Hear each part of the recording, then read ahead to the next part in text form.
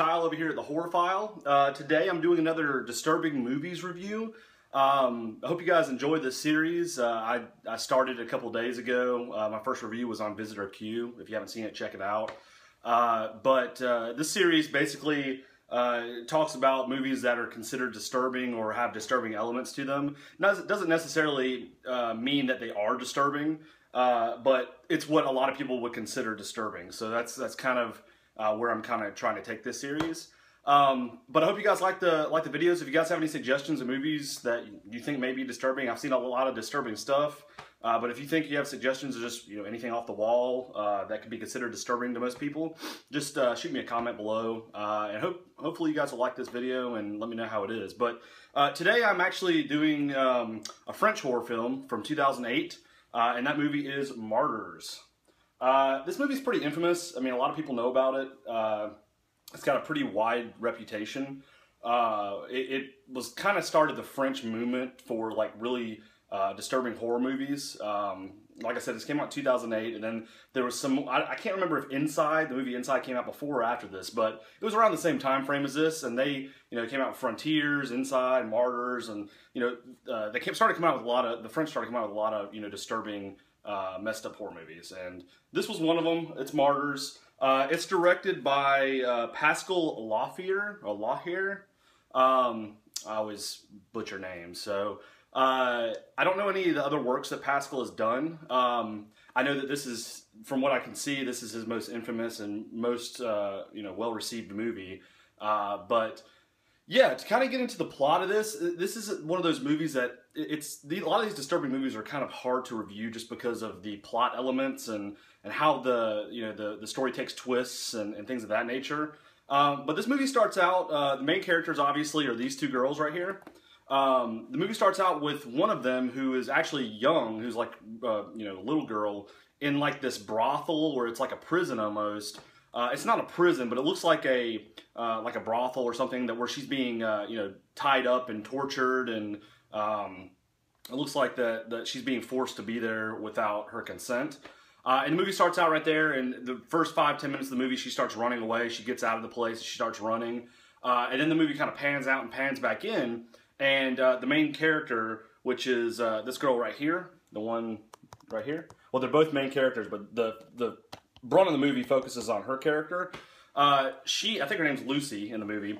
She ends up going to this house where this family is, and I mean, this is like a typical, what we would consider a typical American family. She walks in the door with a shotgun and starts blowing the entire family away. And apparently, these people are some of the ones that actually tortured her and did all this when she was little. So you kind of, within the first 15-20 minutes of the movie, you're seeing, little girl getting away from, somewhere where she's being captured and pretty much tortured.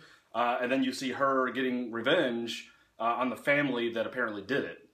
Well, at that point in time, the movie starts taking twists and turns. The other girl that's here is her friend that she actually met while she was being tortured. She met actually when she was in an insane asylum. So pretty much after she was tortured and everything, she went to kind of like a crazy house, and she met her friend here in the crazy house. They became friends, and they're actually together throughout the whole movie. But after she blows away this family, they're just kind of chilling in this house. It doesn't really explain why or what they're really doing, but they're just kind of hanging out in this house. And the girl that shot the entire family, the one that was tortured when she was younger, she starts seeing these visions of this like weird creature that like you see it, like it's actually on the cover here.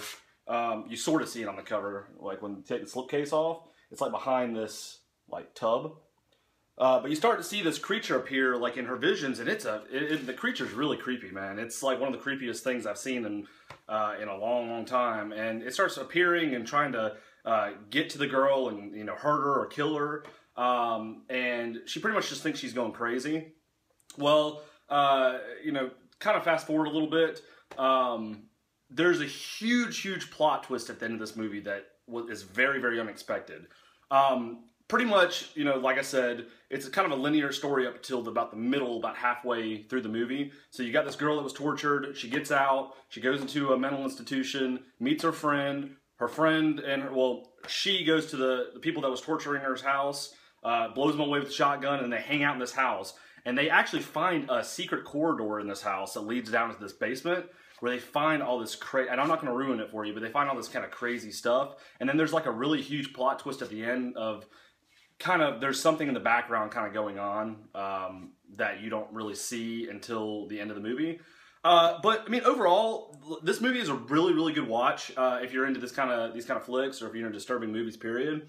I got this version. I know they have a Blu-ray version of this. I think it's actually an import. I think you got to order it overseas. But I got this for about, I think I paid like $8 for this or something. But it did come with the slipcover, which I was pretty stoked about.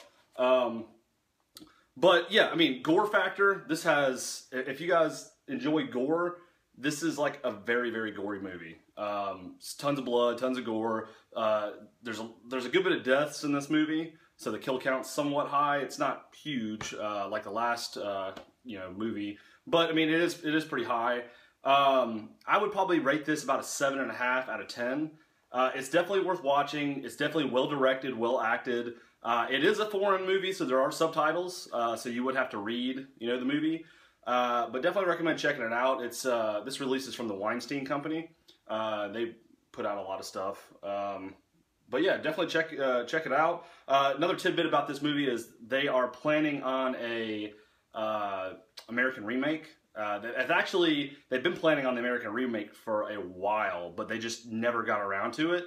And there was no word that it was made, but apparently in February of 2015, Blumhouse Pictures picked it up, and they are already saying that it's completed. They just got to release it, and apparently there's some weird situation with the release of it or something.